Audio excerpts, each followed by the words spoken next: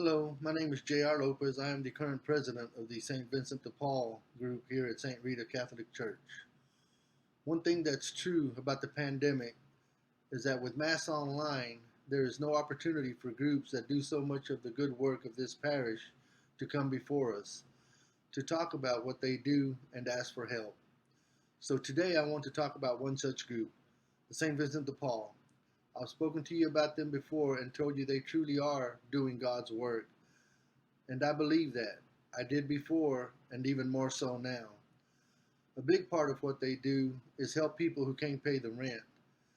Our St. Vincent de Paul group will step in and pay some of the money and help keep a roof over the heads of those who call in for help. And they're calling us now, calling the St. Vincent de Paul hotline number far more than they ordinarily would. The calls for help keep coming. The COVID virus is fueling that.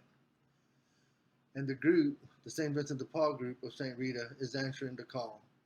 Every week, they're providing money and paying a part of the rent for those people who can't pay it themselves.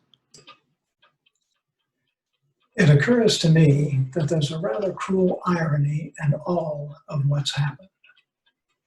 And it's this.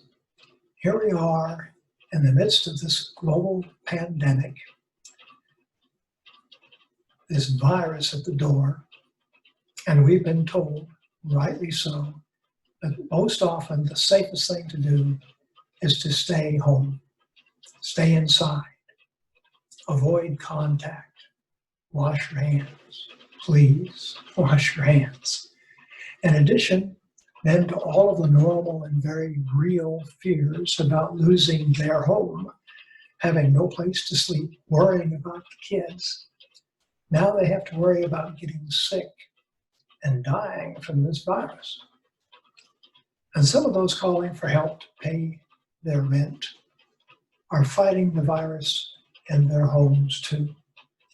They not only need help with the rent, they need medical help and prayers, lots of prayers. Think about this. An awful lot of the news coverage tells us COVID-19 is hitting the poor and minority communities the hardest. That's a 1-2 punch.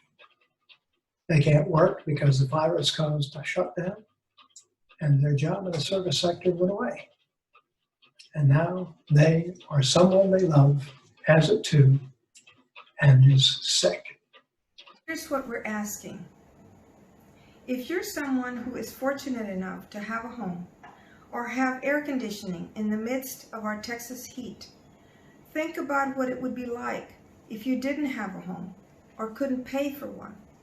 Think about your kids and what life would be like for them. If you have a home, I wonder if you might stop for a moment and consider that blessing and perhaps find a means to help out someone who is trying to stay in theirs. You can donate to the St. Rita, St. Vincent de Paul by calling 972-232-1343 or by getting online to our new website.